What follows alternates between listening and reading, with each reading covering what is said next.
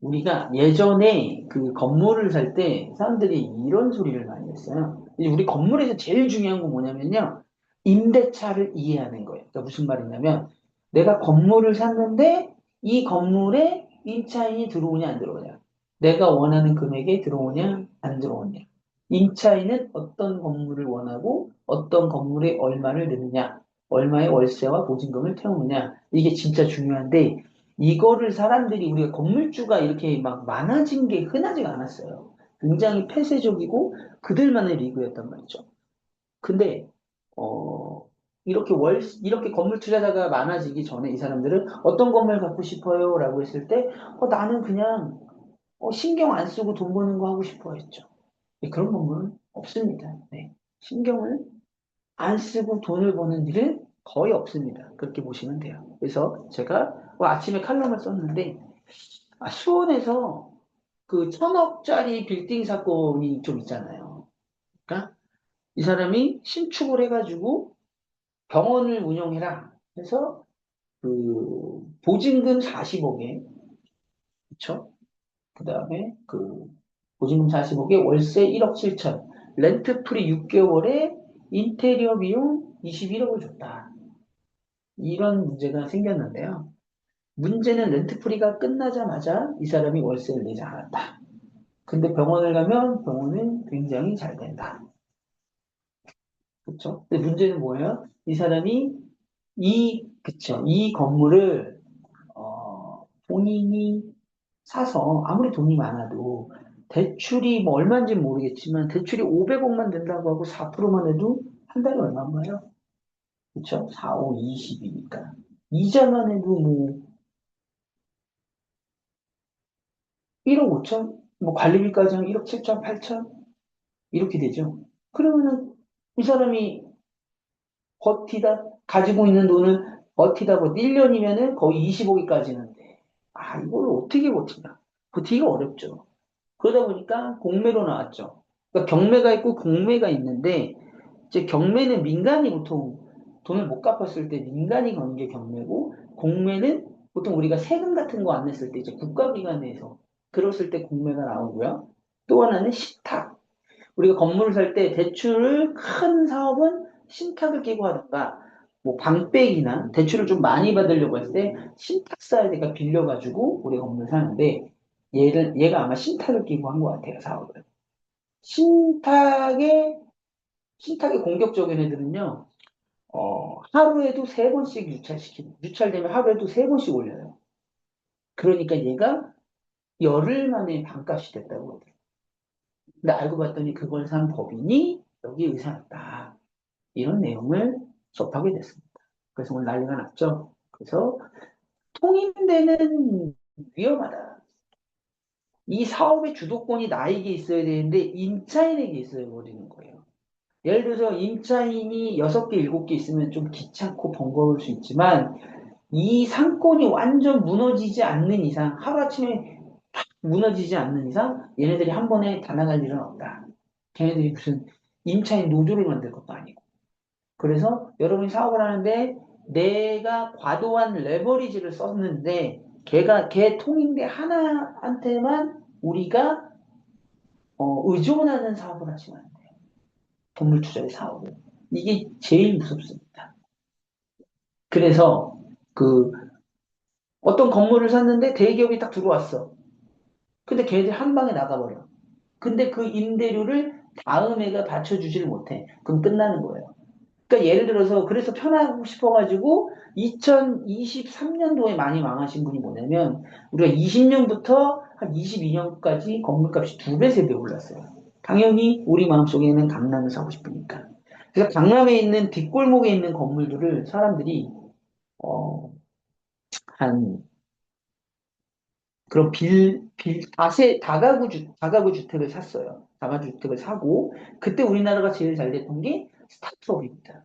스타트업은 지원을 받고 많이 투자를 받고 많이 하죠. 그러니까 얘네들은 투자받은 돈을 증빙을 해줘야 돼. 어디다에 가장 쉬운 게 인건비랑 임대료죠. 근데 강남에 내는 통임대 3천. 야, 너 건물 사서 이거 사서 임차인들 명도시키고 집이니까 명도 쉬워. 연도시키고 그 다음에 여기에다가 너 디벨롭해. 그래서 통임대 맞춰서 팔면 돼. 이런 식이죠. 네 총 사업비 70억인데 100억에 팔면 3천이야. 수익률 3.6%인데 지금 금리 2%대야. 무조건 팔려. 이랬던 거죠. 무조건 팔렸었습니다. 하지만 뭐든지 공급이 꽉 차면 더 이상 수요가 없으면 그 책임은 내가 다 지고 20억, 30억씩 날린 사람이 굉장히 많았어요. 그래서 이걸 조심해요. 자, 통임대라는 스타트업이 빠졌을 때 이 거리에 무엇이 남을까라는 거를 생각을 했으면 그 건물을 안 샀죠. 그리고 디벨롭을 하면서 건축사 돈 벌죠. 시공사 돈 벌죠. 중개인 이렇게 돌번 겁니다.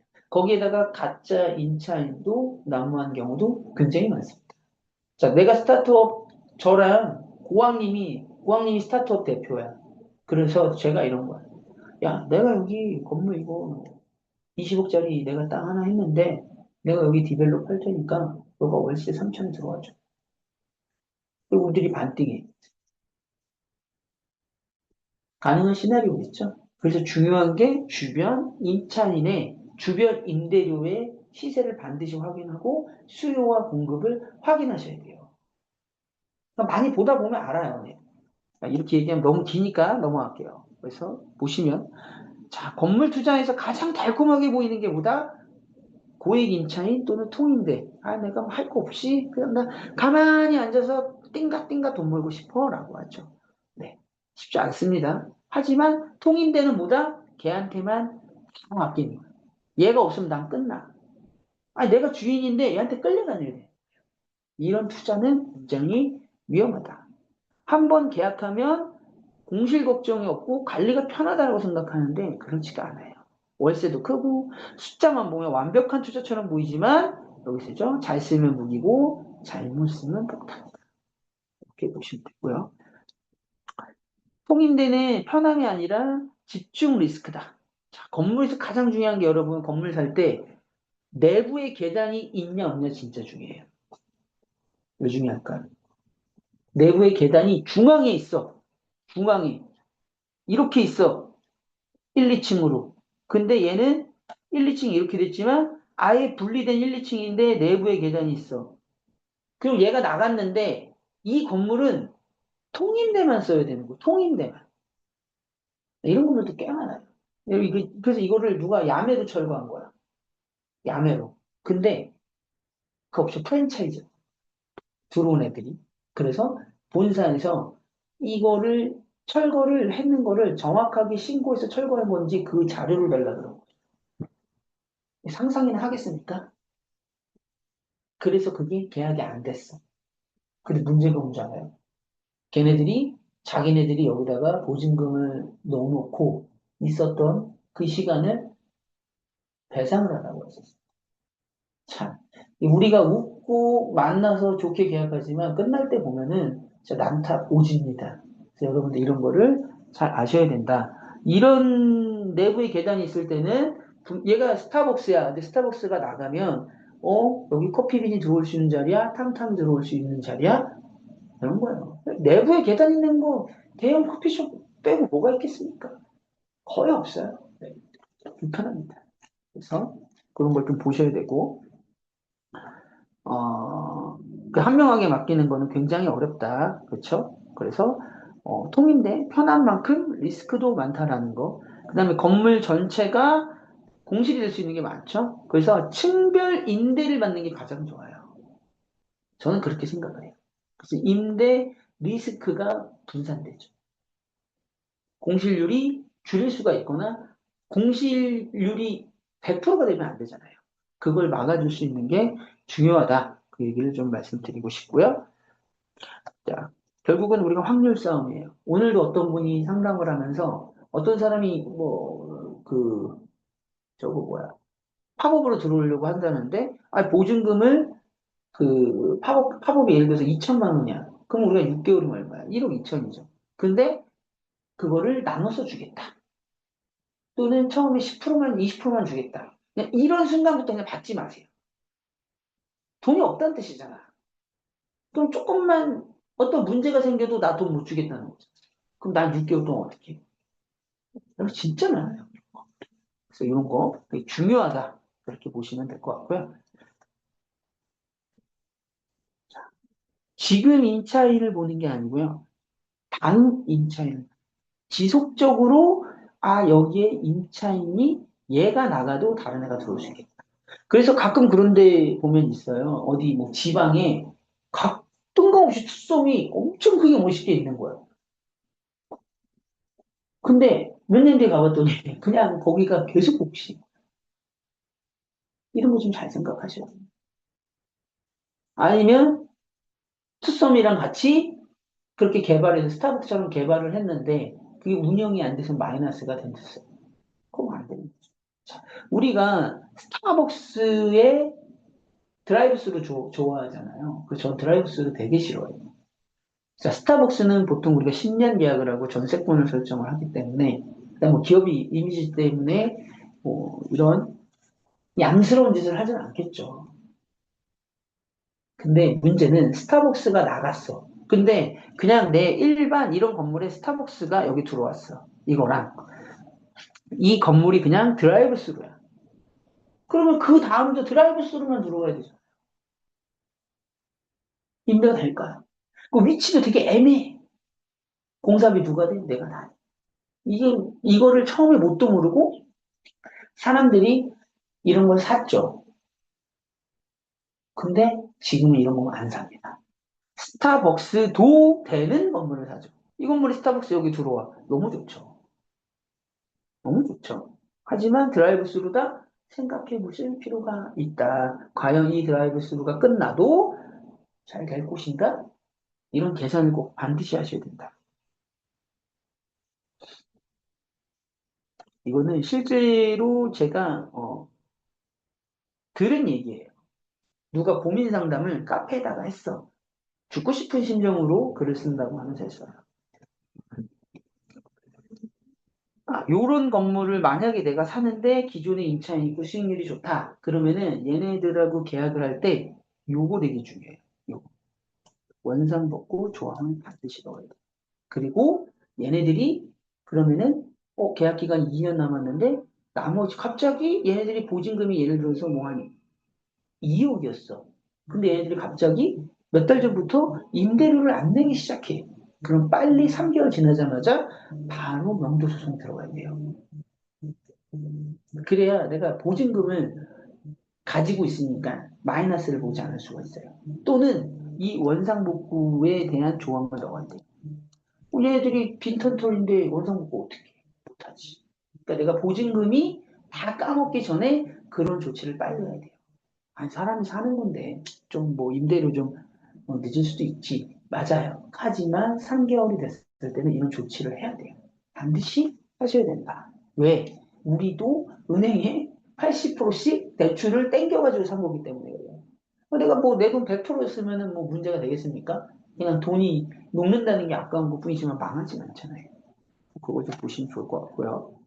이제는 실제인데 125개 건물을 산 거죠, 강남에. 그래서 너무 이게 임대가 안 돼요. 95개 대출을 받았고 금리는 4%라고 했지만 이때 5%였어요. 계산하기 쉽게 4%로 했는데 탁 떨어지니까 4%로 90억이면 연이자 3억 6천에 월 3천이니까. 너무 안 나가니까 이제 주변인 부동산에서 렌트프리도 좀 주고 이래야 나갈 수 있다라고 어드바이스를 준 거죠. 그래서 렌트프리를 무려 3개월이나 줬어요. 근데 문제는 뭐죠? 보증금이 1억밖에 안 돼. 이럴 때는 렌트프리 주고 할 거면 내가 계산을 해서 한 3억은 받았어야지. 그죠? 1년치는 받았어야죠. 근데 처음부터 문제가 꼬인 거야. 이렇게 3천 주고 들어올 자리가 아닌 걸 산 거예요. 그냥 잘 되겠지. 나 다른 일 하다가 잘 됐으니까. 나 병원 하다가 잘 됐으니까. 나 사업하다가 잘 됐으니까. 그 임차인의 시선으로 보지 않으셨던 거예요. 자, 그래서 95개 대출을 받았어. 그래서 3억 6천으로 3천만 원씩 했는데 이미 1년 공실이 났어. 그죠? 공사했어. 125개 매수해서 공사까지 했어. 한 10억 들었어. 거기다 세금 4.6% 냈어.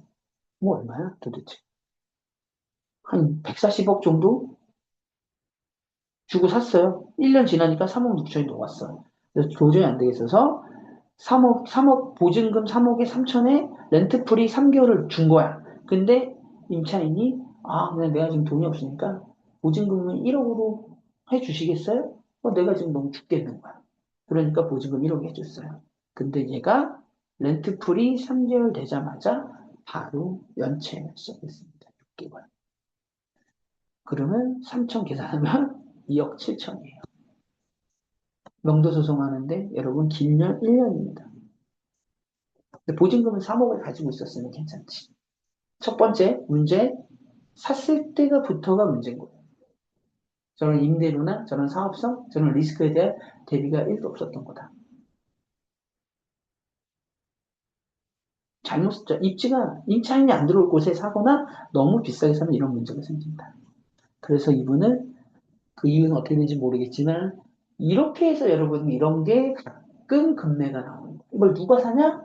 나 직원이 총 많은데 내 직원이 지금 내가 사업이 잘 되는데 내 직원이 막 20명씩 돼. 근데 강남의 오피스 비용이 내가 임대 오피스 비용이 한 뭐 2천만 원 이상 내. 이런 사람들이 금매로 90억에 사겠죠. 네, 90억. 그런 식으로 사는 겁니다. 이 사람. 그리고 나머지 층이 임대 일부 주. 그다음에 뭐 실제 사업을 하니까 뭐 법인에 대한 법인의 수익 구조가 많으신 분들은 세금 대신에 이자 내면 경비 처리됩니다. 뭐 세금 낼 돈으로 차 탄다 그러잖아요. 근데 차는 시간이 지나면 감가가 떨어지잖아요. 근데 건물은 땅을 사는 거기 때문에 시간이 지나면 건물의 가치가 오르잖아요.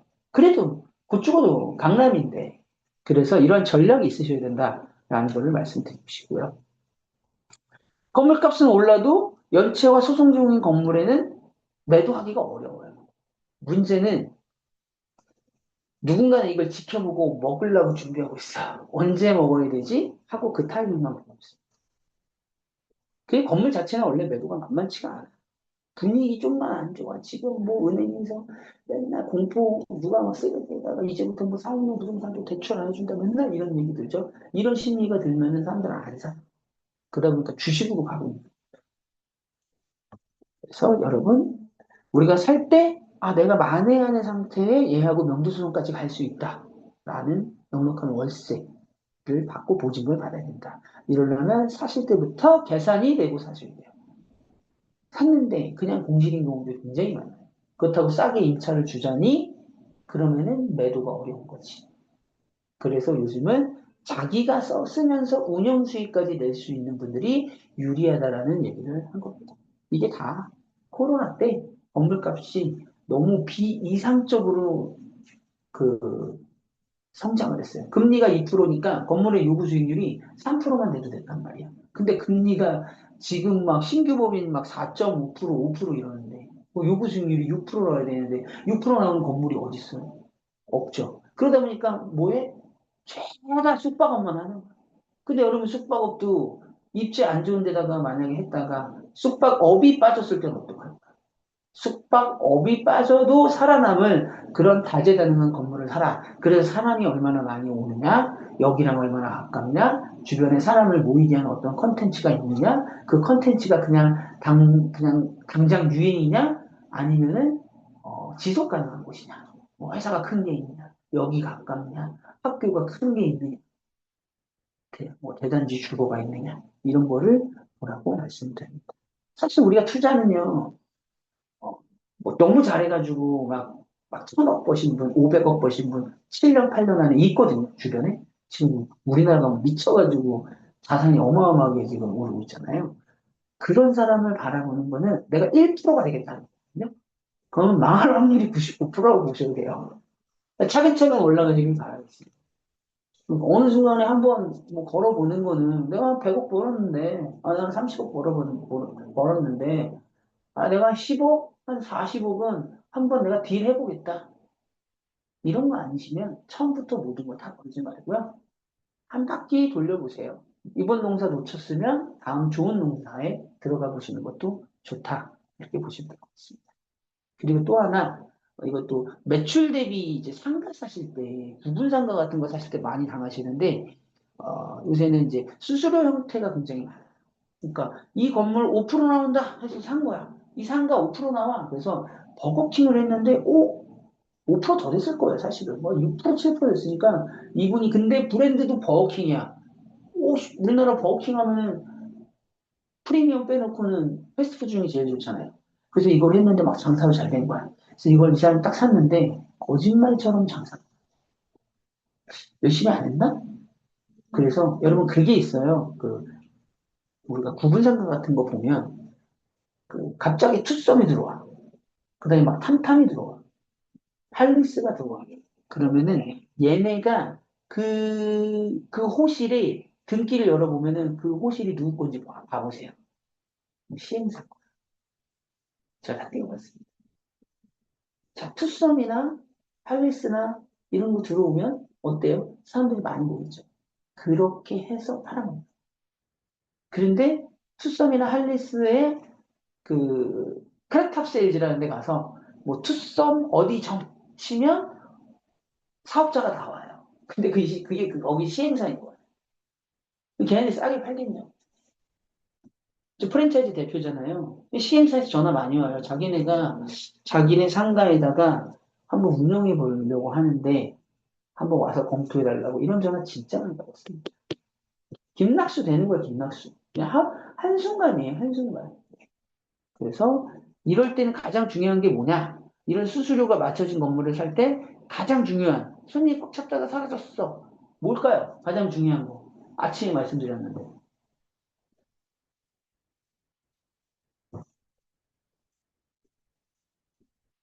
모르시겠어요? 아시는 데서 안 하시는 거죠? 미니멈 개런티를 반드시 넣어요. 어, 얘가 내가 15개 샀는데 한 달에 얘가 월세 500씩인데 수수료 베이스. 그럼 최악에는 내가 이자를 또 아니면 그 이상이 되니까 50이라도 벌 수 있게 최소 개런티가 아니면 500을 받을 수 있게 월세는 500이다. 이렇게 넣어주셔야 돼요. 그렇죠? 앞으로 수수료 베이스 이게 없으면 여러분 그냥 얘가 만약에 7천, 8천 팔던 애가 3천 팔면 어떡하실 거예요? 매달 마이너스죠. 가서 너 장사 똑바로 해. 뭐 이럴 수는 없잖아요. 자, 요거. 이게 왜냐면 저는 프랜차이즈를 하다 보니까 제가 뭐 종로타워, 그 다음에 뭐 여의도, 뭐 이런 광화문 이런 데 굉장히 미팅을 많이 갔어요. 그럼 걔네들은 무조건 미니멈 개런티 다 했어요. 다 했습니다. 그렇죠? 만약에 담당자가 미니멈 개런티를 놓쳤다. 그러면은 여러분은 굉장히 유리한 조건으로 또 얻을 수가 있겠죠? 아는 것만큼 굉장히 내가 리스크를 많이 줄일 수 있다. 그다음에 또 환상보증금이 있습니다. 환상보증금. 보증금과 월세를 환산해서 높은 수준으로 맞추는 구조고 이거는 건물주 입장에서 좋아 보인다. 이게 무슨 말이냐면 만약에 2억에 천이야. 2억에 보증금 2억에 천이야. 또는 보증금 1억에 천이야. 그럼 환산보증금이 얼마죠?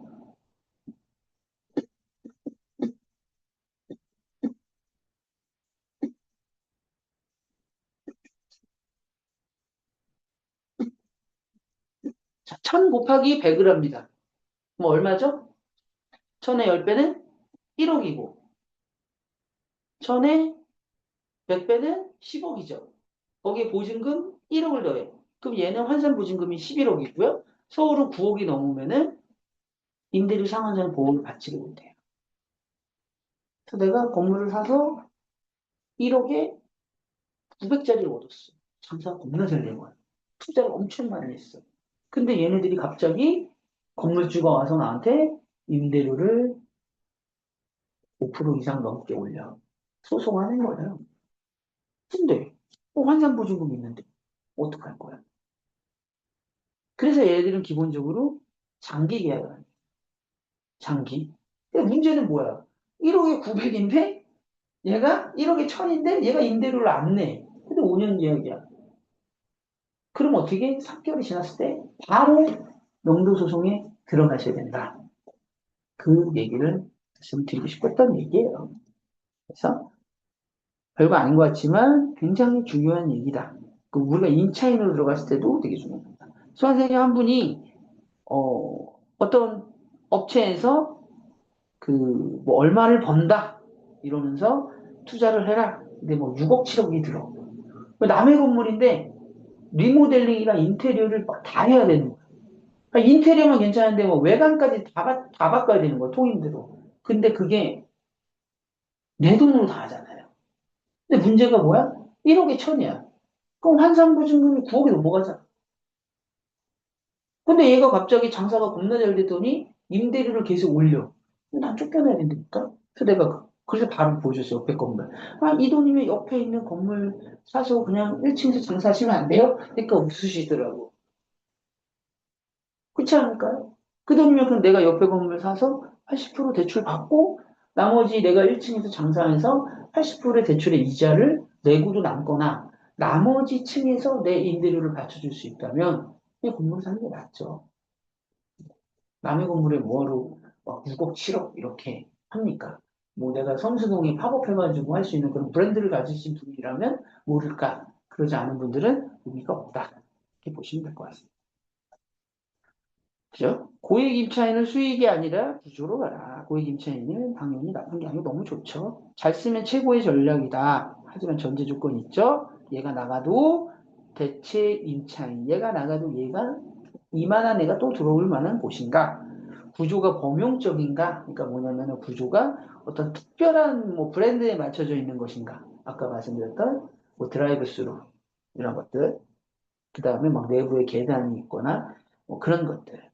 그리고 최소 임대료가 확보되는지.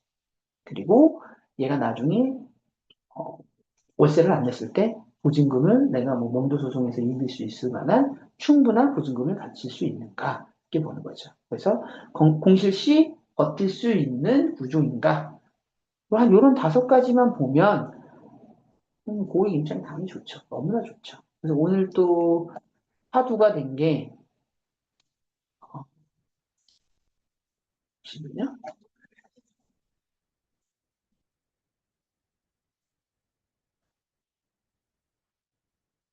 여기 보면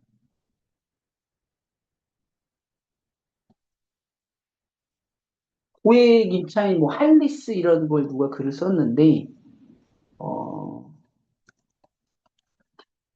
뭐 여기에 해당되시는 분도 계실 텐데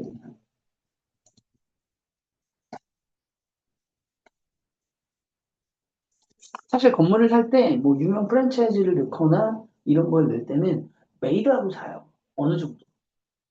메이드하지 않고 사서 들어오길 바란다? 쉽지 않습니다. 네. 물론 비슷한 업종을 넣을 수 있지만 동묘역에 간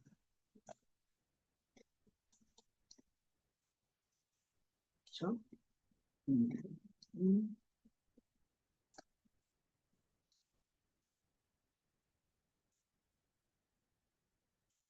그렇죠. 이 건물 보시면 어때요? 얼마 정말 좋죠. 네. 일반 상업지 그리고 이 건물을 90억에 샀어요. 이때 산 거죠. 이때 사서 맞아, 그 명도를 어떻게 했는지 감도 안 옵니다. 진짜 빡시긴 했을 것 같습니다. 그렇죠? 하고 12년도, 23년도에도 이랬고 명도 기간이 굉장히 길었을 수 있겠다. 그렇죠? 이제 여러분 뭐 당연한 소리지만 숙박업을 하더라도 이런 데다가 하시는 게 좋다. 숙박업 하더라도 여기 숙박업 해도 잘 될 곳이죠. 그래요? 이렇게 정년인데 처음부터 이렇게 될 거죠. 근데 임대를 하셔야 되지 않았는지는 모르겠지만 내가 만약에 의사야. 그러면 보통 임대료 1층에서 압도적으로 많이 나오거든요. 근데 얘 같은 경우에는 어때요?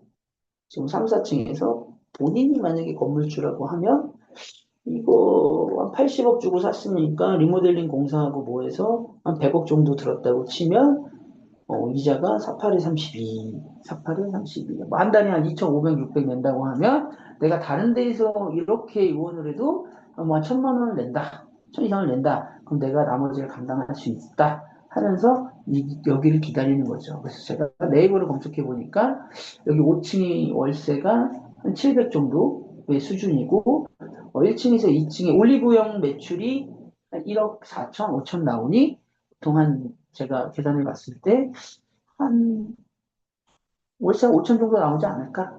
맞다고 하더라고요. 이런 식의 값을 키워가는. 좋죠. 일반인이 사서 공실로 두는 것과 의사분이 사시는 거는 리스크 차이가 어마어마하게 크다라는 거죠. 리스크 차이가 어마어마하게 큰. 그렇죠. 내가 쓸 수 있으니까. 그렇죠. 여기서 핵심은 이 건물은 요새 제일 잘 나가는 임차인이 다이소 올리브영이에요. 1위가 뭐 약국이라고 하더라고요. 약국이 들어가려면 위에 병원이 좋은 게 들어와야 되겠죠. 처방전이 잘 나오는 게. 그래서 진행을 합니다. 오늘은 네, 제가 집에 가야 되는데 심심해서 한번 열어봤고요. 재밌으셨나요?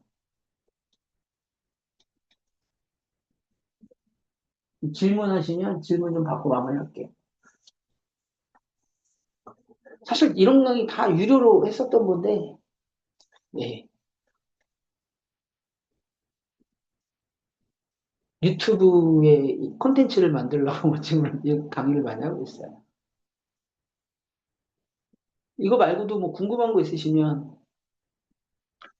제가 아는 선에서는 다 답변을 드리겠습니다.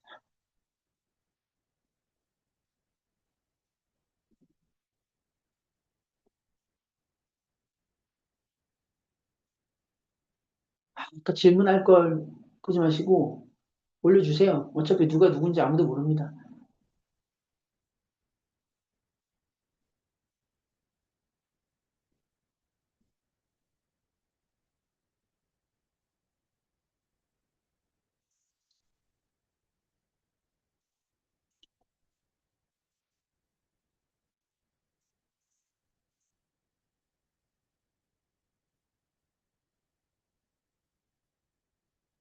송범님 질문 없으세요? 은미님?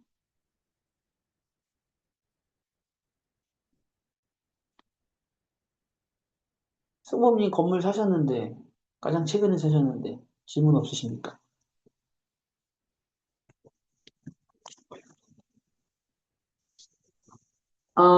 명도가 자신 있다고 하면 건물을 엄청 싸게 살 수 있어요. 강남에만 보면, 뭐, 갑자기 뭐 20억 싸게 나온 게 있어서, 왜 이렇게 싸요? 그러면, 1층이 명도가 안 됩니다. 이런 게 엄청 많아요. 보통 명도는 누가 하냐면, 그 건물을 사고 싶은데, 칼자루를 진 사람이 잘 안 하려고 하겠죠. 네. 명도가 만만치가 않습니다. 명도 정말 어렵습니다. 저는 전부 다 명도를 매도자한테 시켰습니다. 매일 보니까, 건물을. 재밌어서 매일 봐요.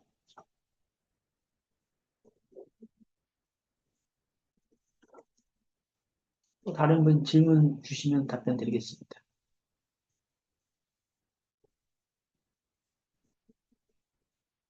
질문을 하시면 좋은 걸 할 수 있는 거예요. 명도가 안 되면 매수를 못 하는 게 아니라, 명도가 안 돼도 되는 건물 사시면 되죠? 명도가 안 되는데 수익률이 좋은 건물? 또는 명도가 얘가 한 8년, 9년 됐어. 그러면 내가 1년만 좀 버티자. 하고 사시면 되죠. 1년 뒤에 어차피 명도는 수익률 올리려고 하는 거니까. 물론 이제 음식점 하시는 분들은 내가 1층을 쓰려고 하시는 분들은 조금 다르겠지만, 그게 아니고, 그럼 내가 얘 지금 충분히 수익률 나오니까 쓰고 있다가, 얘 한 3년 뒤에 명도해야지. 딴 데서 돈 열심히 벌고 있다가, 근데 3년 뒤에 여기가 어떤 뭐 개발 호재가 있어. 그렇게 하면 할 수도 있습니다. 수익률이 낮은 임차인이 있으면 매수하기 어려운데, 이거예요. 수익률이 낮은 건물 사면 안 되잖아요. 얘 때문에 임차인이 낮은 거예요. 그러니까 예를 들어서 성수동의 1층이 전부 다 팝업인데 구두방이 하나 있었어. 얘만 나가면은 한 2천만 원 정도 내가 월세를 받겠는데 팝업을 해서 얘가 안 나가. 그렇다고 안 사요? 사야지. 네. 그걸 먼저 봐야 됩니다. 은행 대출 받을 때 실제 사용과 임대업은 금리 차이가 있나요? 예, 있어요. 왜냐면 임대업은 은행이 제일 싫어해요. 이유는 뻔하죠. 공실이 많으니까. 그래서 실제 사용을 좀 더 좋게 봅니다. 근데 여러분 잘못 생각하시는 게 임대업이 내가 건물을 사서 이 건물을 전체 임대를 줬어. 법인으로. 그럼 나는 임대업이라고 생각하는데 내가 A라는 법인을 운영하고 있었는데 그 법인의 매출이 뭐 몇십억이야. 또는 여기서 내가 1년에 월세가 2억인데 월세 매출이 2억인데 내가 이 A라는 법인의 다른 사업의 매출이 예를 들어서 3억이야. 그럼 얘 임대법인이 아니에요. 이렇게 보시면 돼요. 그러면 사실은 금리가 뭐 3%대 2.9% 받았다는 믿으시겠어요?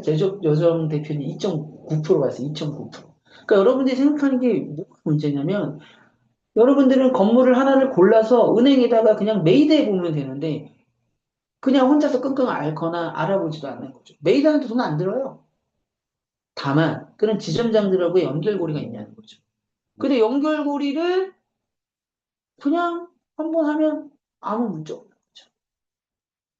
자, 건물 계약하고 임차인이랑 계약을 다시 할 때, 나갈 때 원상복구할 것을 명시하면 맞을까요?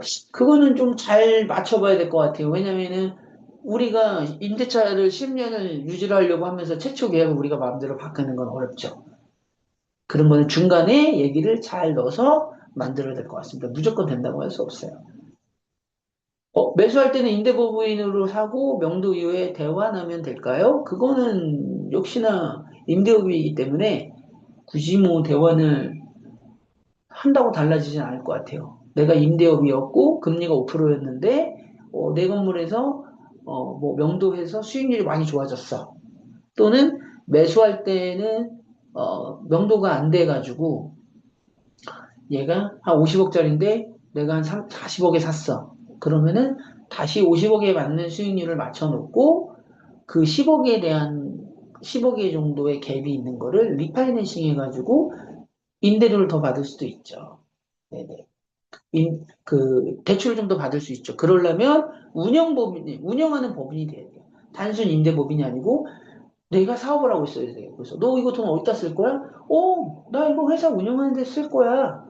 뭐, 예를 들어서 뭐, 물건도 매입해야 되고, 뭐, 애들 인건비도 줘야 돼. 이런 게 있죠. 그럼 그거를 3개월 안에 리파이낸싱 받은 돈이 예를 들어서 5억이야. 그럼 내가 이거 3개월 안에 5억 어디다 썼는지 증빙을 해야 돼요. 그러니까 일반 사업을 안 하면 이거 어떻게 증빙해? 시설 때밖에 없어. 그럼 멀쩡한 건물을 다시 또 인테리어 해가지고 4억 태울 건 아니잖아요. 근데 내가 뭐 음식점만 해도 한 1억 하시는 분들은 한 달에 한 7, 8천은 경비가 나간단 말이에요. 그럼 3개월이면 2,400, 2억 4천이잖아요. 근데 3개월 안에 증빙을 못하면 3개월 연장 가능해요. 그래서 6개월 동안 추가 증빙이 가능합니다. 은행마다 조금씩 다를 수 있어요. 그러니까 은행이랑 가깝게 지내야 돼요. 굉장히. 항상 견제하면서. 네.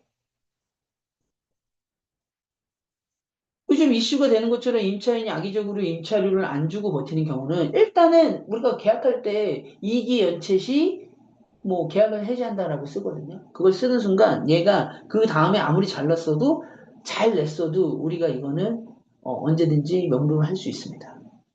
그러니 임차인이 월세를 2달, 3달 밀리면 바로 서류를 보내야 돼요. 내용 증명을 보내야 됩니다. 그러면서 그래도 안 되면 명도소송을 해야 되고 임대료를 너무 보증금을 싸게 받으시면 안 돼요. 1년은 내가 싸운다라는 생각을 하고 갔습니다. 그래서 예전에 코로나 때 임대료는 싼데 보증금을 많이 받는 분들이 많았어요. 하도 그거를 막 월세가 갑자기 코로나 때 사람들이 막 월세가 막 밀리면서 보증금을 얘를 내보냈는데도 내가 보증금이 까먹은 거야. 그래서 이런 문제들이 있었습니다.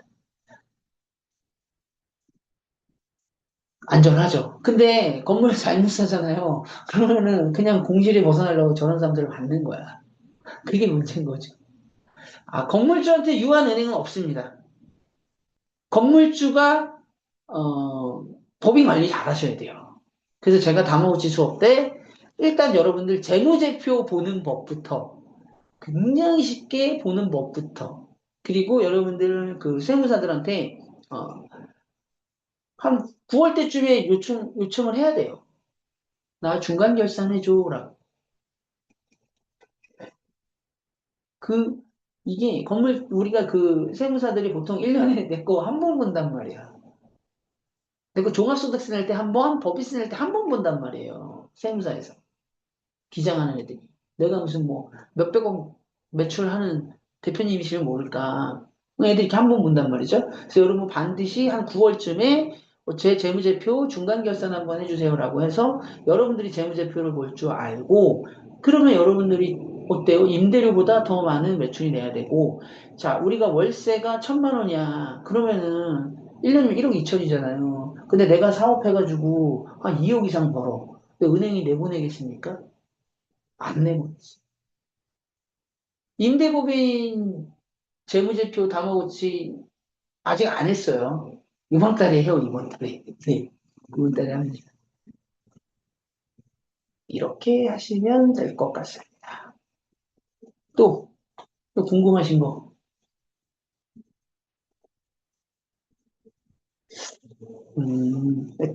D 누구시지?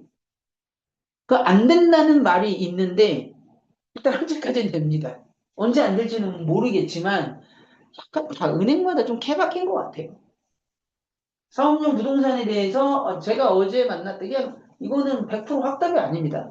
어제 만났던 지점장님이 그저께 만났던 지점장님이 음, 대출을 굉장히 까다롭게 볼 수는 있으나 사업용 부동산의 대출을 완전히 막을 수는 없다라는 게 은행의 판단이다라고 봅니다.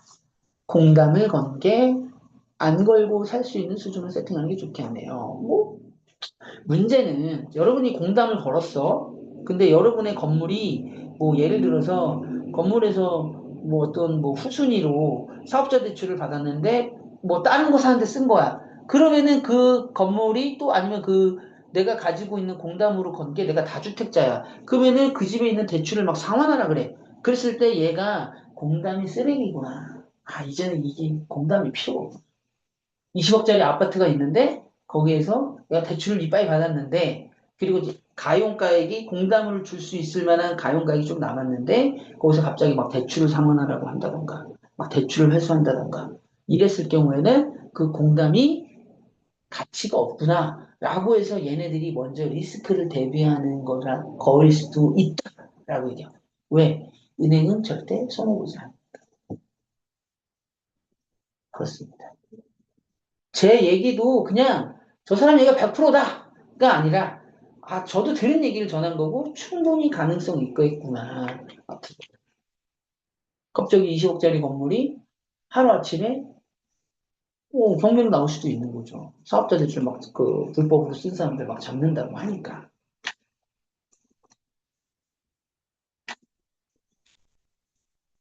또 다 물어보십시오. 내일부터 에바 돼가지고 당분간 조용할 거니까 네.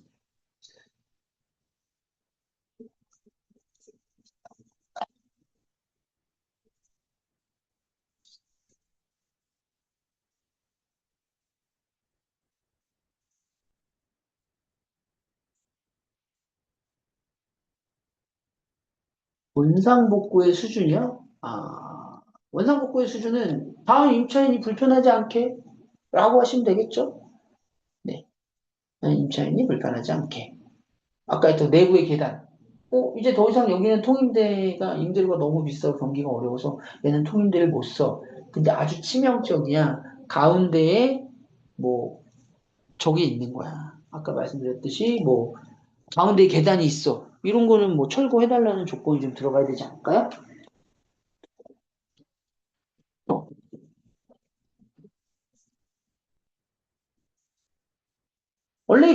원래는 맨 처음 상태로 복구하는 게 제일 중요합니다. 맨 처음 상태로 복구하는 게 제일 중요하다. 웃겨요. 가보면 막 쓰레기 버리고 다 버리고 가고 있고 막 이런 게 많아요. 그리고 임차인들한테 너무 또 무리한 요구를 하면 요새는 임차인 임차권 등기도 막 해가지고 머리 아파. 모든 게 좀 적당한 게 좋은 것 같습니다.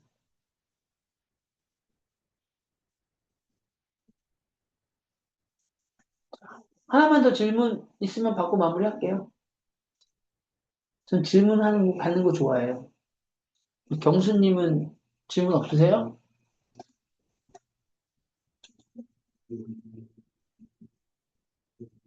미정님, 재밌는, 뭐, 질문 없으십니까? 제가 다 알고 있습니다. 누가 들어왔는지.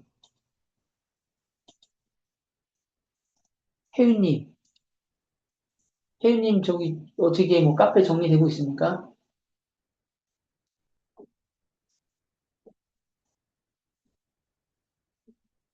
그렇죠. 네, 저는 원래 법인을 하다가, 그러니까 원래 전형적인 방법이 뭐 개인으로 사업을 하시다가 돈을 벌어서 건물을 사시는 분, 그다음에 저처럼 이제 법인, 이제 뭐 제가 전문직이 아니잖아요. 뭐 의사나 뭐 이런 것들은, 이런 분들은 이제 뭐그 법인을 할 수가 없으니까. 근데 저 같은 사람은 이제 사업을 하다 보니까 사업이 그래도 자영업자에 비해서는 좀 커지다 보니까 법인을 운영했고, 법인을 운영해서 계속 사업을 하면 사업가들은 항상 고민이 되는 게 내가 영원할까? 라는 이런 생각을 하다 보니까 자연스럽게 법인으로 이제 규모가 커지면서 법인이 되면서 이제 건물이라는 그런 뭐 공장이나 건물이라든지 사옥이라든지 이런 고민을 하게 돼요. 그렇게 하다 보니까 저는 더 이상 사업을 하기 싫어가지고 건물을 샀거든요. 그 사업을 안 하니까 거의 임대법인 수준이 되는 거예요. 아무도 안 알려줘. 근데 갑자기 은행에서 뭐한 번만 더, 1년만 더 결손되면은 대출이 4만이래. 이제 안 받아준대. 자본이자금 가면은 아무도 안 받아준대. 근데 어떻게 알아? 아무도 안 알려주는데. 이 세상에는 다 실전이잖아요. 우리가 사업하면 다 실전이지 연습이 어딨어. 그때 이제 알게 된 거죠.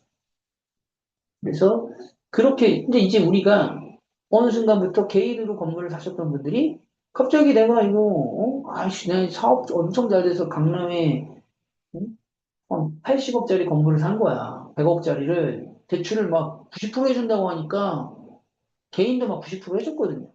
그거 산 거야, 100억짜리를. 근데 1년 지났는데 누가 이거를 170억에 팔래? 이게 말이 돼요? 인생이 부정당하는 것 같잖아. 갑자기 70억을 더 올려서 준다니까. 그때 이 사람이 팔려고 했더니 세금이 50%야. 원래 건물이 이렇게 쉽게 안 팔리거든요. 근데 사자마자 팔리는 시대가 온 거야. 그게 왜 금리가 낮으니까. 그러니까 이 사람들이 그때부터 우리는 항상 새로운 거를 막 법에 아니면 세법에 이런 걸 막 피해 다니잖아. 돈을 벌기 위해서. 아, 법인으로 사면 법인세는 20%구나. 해서 그때부터 법인을 만들고 건물을 사기 시작한 거예요. 근데 지금 문제는 어떻게 됐어요? 그런 사람들이 금리가 오르면서 다들 나가 자빠지니까 은행에서는 채권 회수가 안 되잖아. 그러니까 임대법인을 안 좋게 보는 거고 리스크를 줄이기 위해서 대출을 한도를 줄이기 시작하고 금리도 올린 거죠. 그러니 우리는 어떻게 해? 운영법인 만들어야지 이제. 열심히 해야지.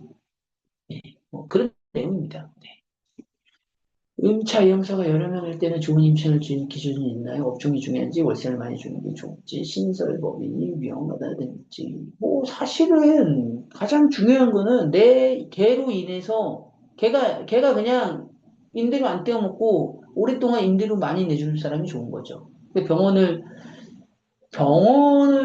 좋아하는 이유는, 어, 간단합니다. 병원을 좋아하는 이유는 병원은 일단 인테리어 비랑 시설 비용이랑 이런 게 어마어마하게 많이 들어요. 그래서 이분들 한 번 들어오면은 오래 있다는 장점이 있고요. 가장 중요한 거는 우리가 입찰을 잘 받는 게 중요한데 매도를 잘하는 것도 중요하잖아요. 근데 우리나라 사람들의 꿈은 메디컬 빌딩, 건물주가 되는 거야. 그렇기 때문에 병원이 들어오면 좋다. 그래서 그렇게 생각하시는 게 좋습니다. 그리고 뭐 이건 뭐 월세를 많이 주는 거는 당연히 좋죠. 근데 건물이 하나가 아니고 건물이 여러 개가 있었을 때는 이 건물이 좀 유기적으로 보셔야 돼요. 그렇죠? 얘 하나 잘못. 예를 들어서 우리가 뭐 메디컬 빌딩을 놨어. 그럼 저 같으면 위에서부터 채우겠어요. 그래 1층에 약국이 들어올 건지 뭐가 들어올 건지를 결정하잖아요. 근데 위에다가 밑에서부터 애매한 뭐 뼈해장국집 하시는 분들 죄송하지만 이제 그런 상권에 뭐 그런 걸 놨어. 술집을 놨어. 그 위에 병원 놓는데 병원데 좀 꼴한단 말이에요. 그리고 병원이 막 좋은 거 들어왔는데 봐도 약국자리인데 약국을 못 들어오게 되는 거죠. 그래서 이런 임대차에 대한 공부를 좀 많이 하셔야 되고 오가면서 봐야 되고 가장 중요한 거는 건물을 살 때부터 다음 매수자를 설득하는 게임이기 때문에 어? 요새 시장 사람들은 시장에서 건물을 살려는 사람들은 어떤 건물을 좋아하지? 이런 것들을 좀 보셔야 된다. 그 말씀을 드리겠습니다. 네, 임대보비는 대환이 어렵지는 않는데 일단은 재무제표가 아마 안 좋으실 거예요. 그래서 재무제표를 올해부터, 지금부터 잘 만지셔야 됩니다. 잘 만지시고, 내가 하는 사업을 내 법인에, 내가 지금 다른 사업을, 교수님 여러 가지 사업을 하시잖아요. 그래서 지금 건물을 소유하고 있는 법인으로 어떻게 하면은 누가 봐도 정말 잘 운영하는 법인이 되는지, 그거를 좀 상담을 저 말고 이제 전문가한테 좀 잘 받아서 그대로 사업을 세팅하면 좀 번거롭고 귀찮지만 내년에 뭐 5억이든 10억이든 더 사업에 융통할 수 있는 돈이 생길 수 있죠. 자, 오늘 즐거웠습니다. 슬슬 목이 잠기네요. 다음에 또 이렇게 한 번씩 열면 좋아하시니까 또 열도록 하겠습니다. 저 남은 연휴 가정의 달 가족들과 잘 받으십시오.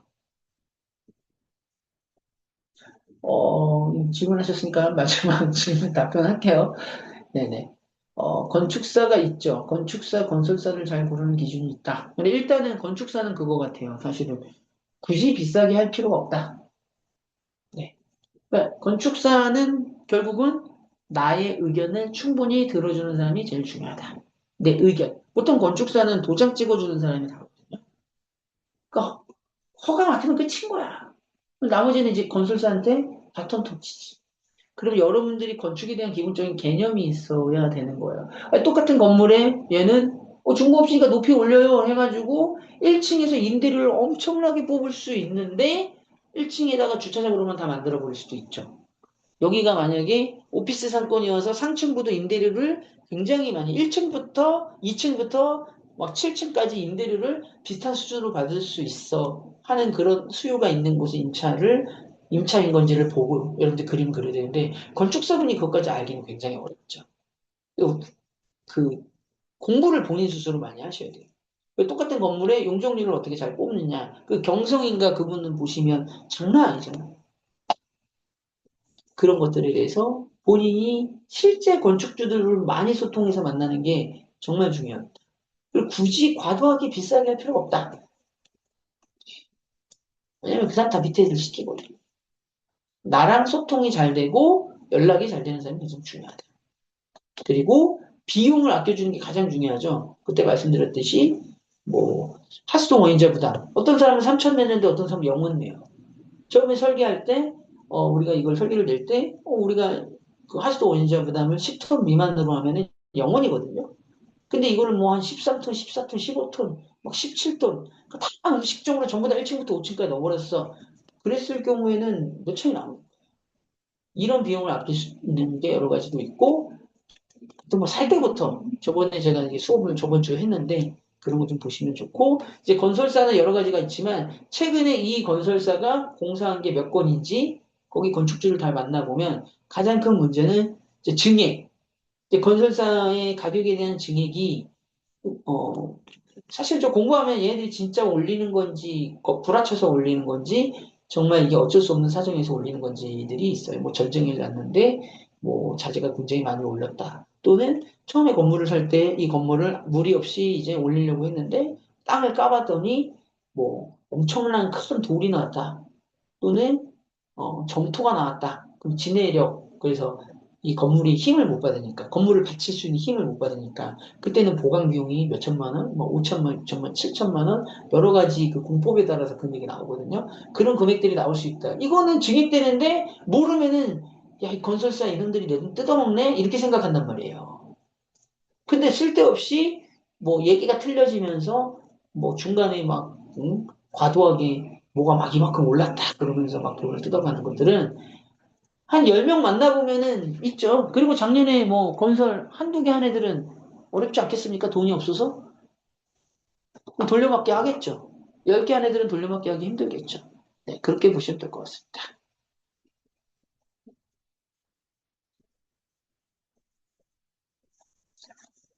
자, 오늘도 즐거웠습니다. 마무리하겠습니다.